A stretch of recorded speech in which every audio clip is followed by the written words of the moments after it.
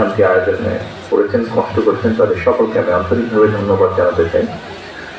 আমি ধন্যবাদ জানাতে চাই আজকে মঞ্চে বাংলাদেশ জাতীয়তাবাদী দলের সম্মানিত মহাসচিব সাহেব সহ যে সকল বক্তা, বিভিন্ন বিশ্ববিদ্যালয়ের যারা শিক্ষক আছেন, যারা বক্তব্য রেখেছেন, খুব সুন্দরভাবে আমাদের বক্তব্যের মাধ্যমে শহীদ রাষ্ট্রপতি জিয়া রহমানের দেশ এবং জাতির প্রতি যে অবদান, তার এই কাজগুলো সুন্দরভাবে সংক্ষেপে তুলে ধরেছেন সমগ্র জাতির সামনে।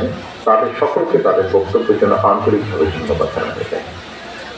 আসুন আমাদের আজকের শহীদ রাষ্ট্রপতি জিয়া রহমানের ৪০তম এই শাহাদাত বার্ষিকীতে এখানে উপস্থিত আমাদের প্রতিটা মানুষের আজকে প্রতিজ্ঞা হোক, শহীদ রাষ্ট্রপতি জিয়া রহমান এবং বেগম খালেদা জিয়া যেভাবে দেশ এবং জাতিকে সামনে নিয়ে যেতে চেয়েছিলেন, যেভাবে দেশ এবং জাতিকে গড়ে তুলতে চেয়েছিলেন, আমরা এখানে উপস্থিত প্রতিটা মানুষ প্রতিজ্ঞা করি যে আগামী দিনে আমাদের সকল শক্তি দিয়ে আমরা চেষ্টা করব সেভাবে যাতে আমরা দেশ এবং জাতির প্রতি অবদান রাখতে পারি।